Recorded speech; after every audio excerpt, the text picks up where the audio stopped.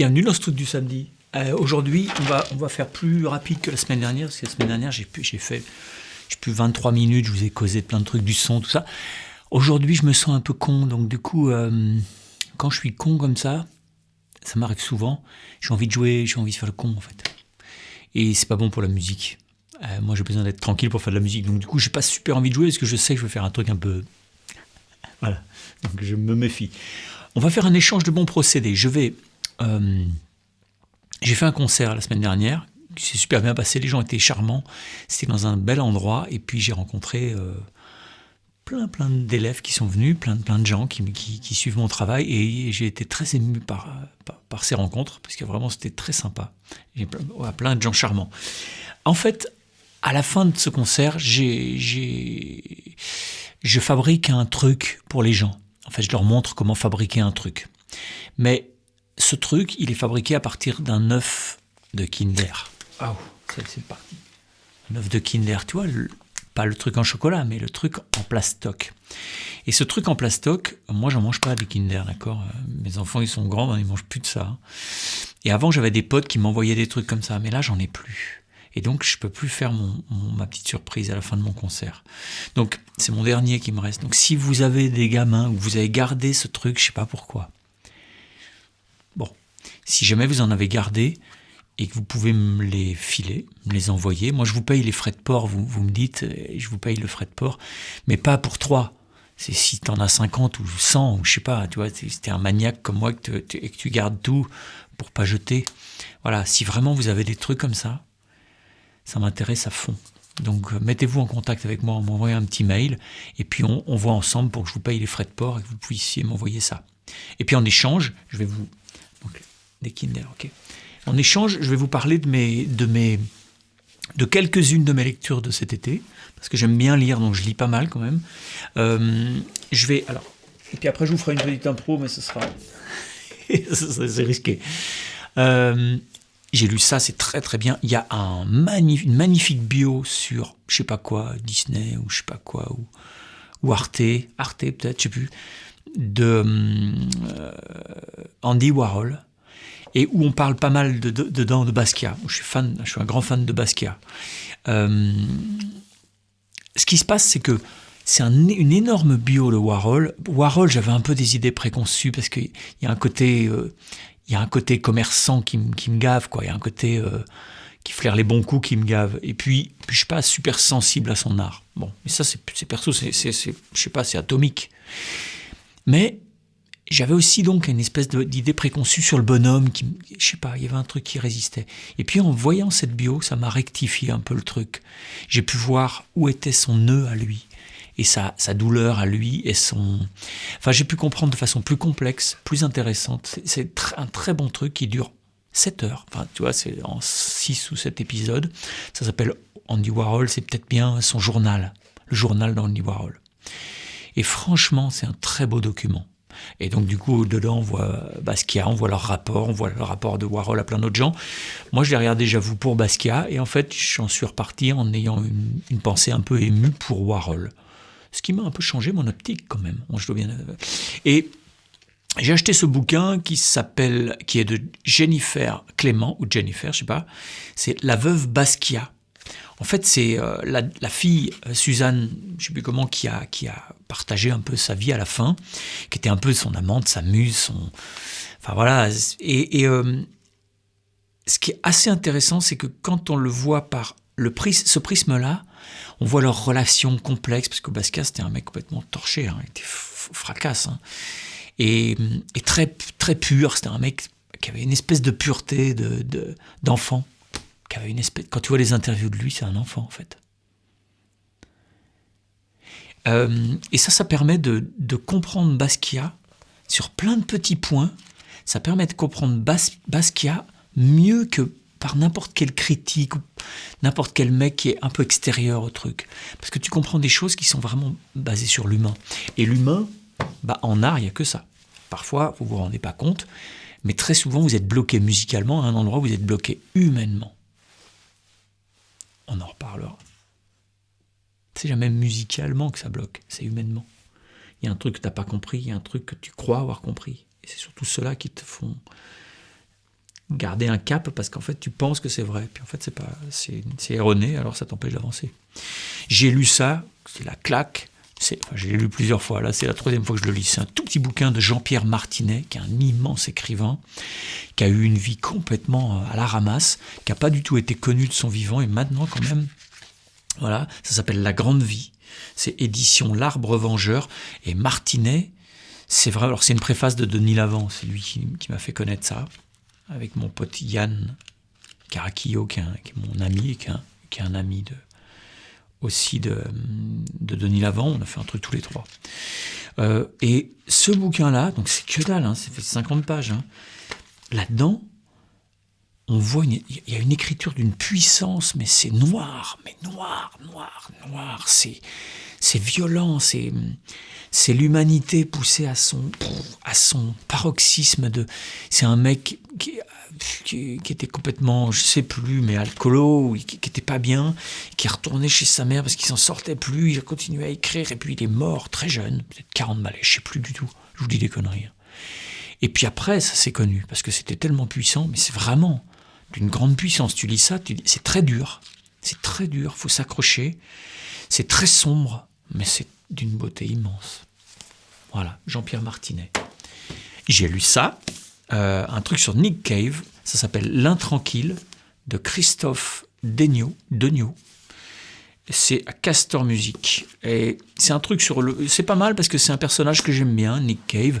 C'est pas que j'aime pas tout, mais j'aime beaucoup sa musique. Je trouve que c'est un immense artiste du siècle dernier et de ce début de siècle. C'est quelqu'un qui est vraiment majeur.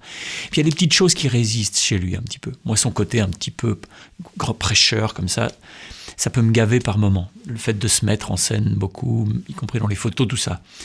J'ai des petits soupçons, tu vois, de mégalo. Mais on fait pas ce que font ces mecs-là sans être un peu mégalo.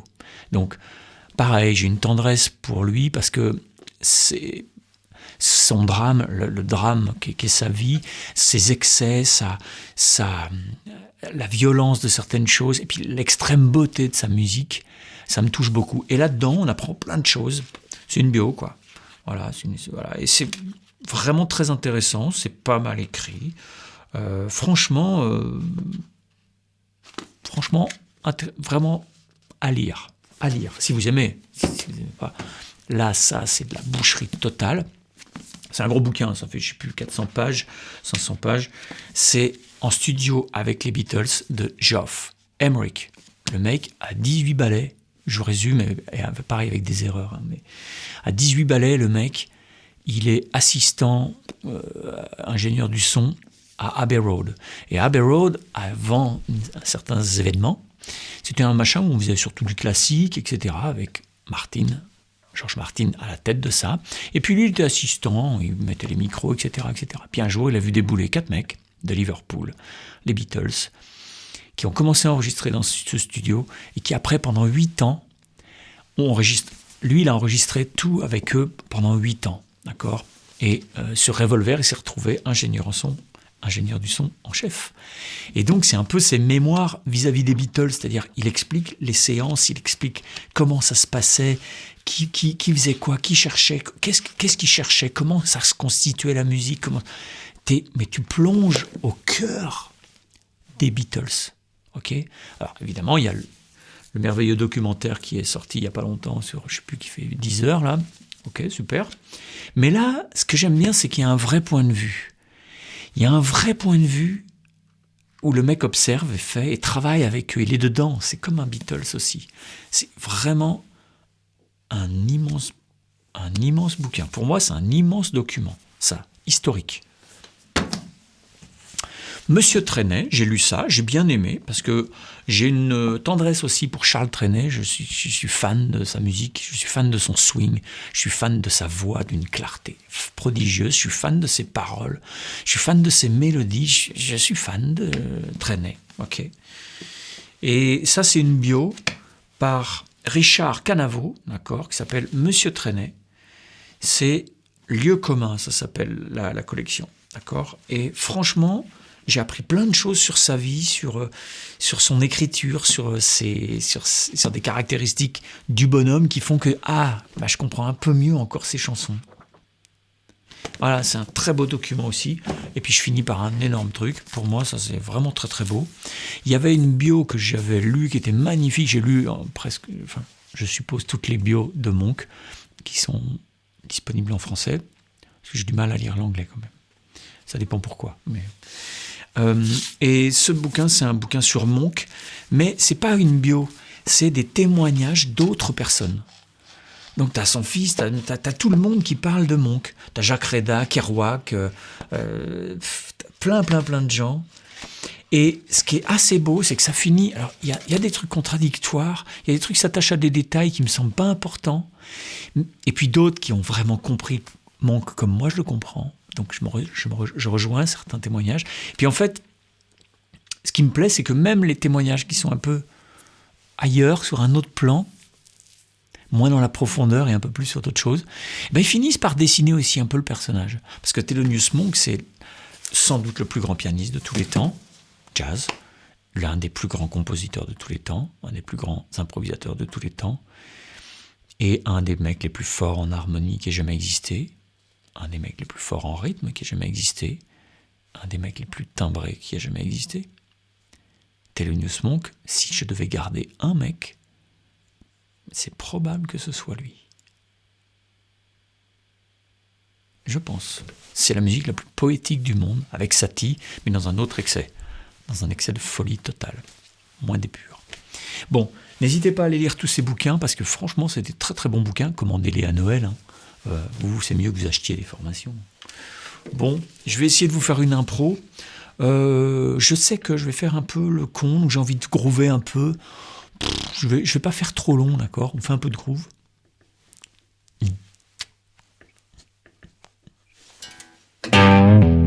Ouais.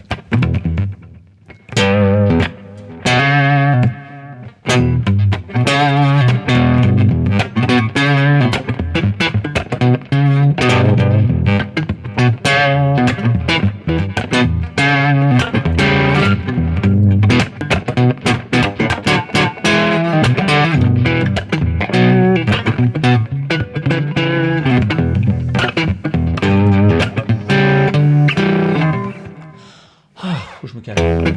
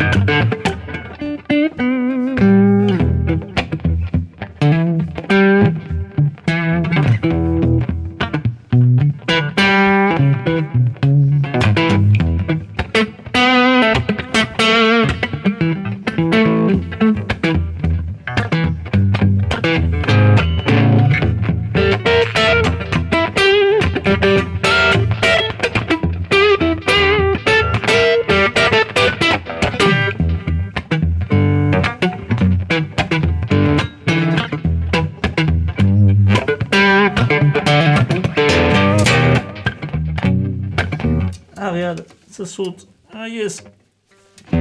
Accordé.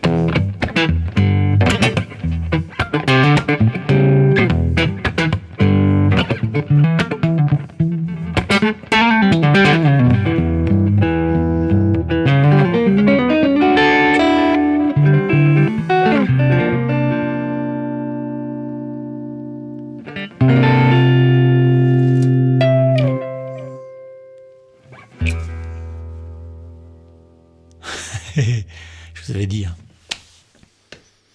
Ah, je vous avais dit. Ça, c'était pas mal, ça, tiens.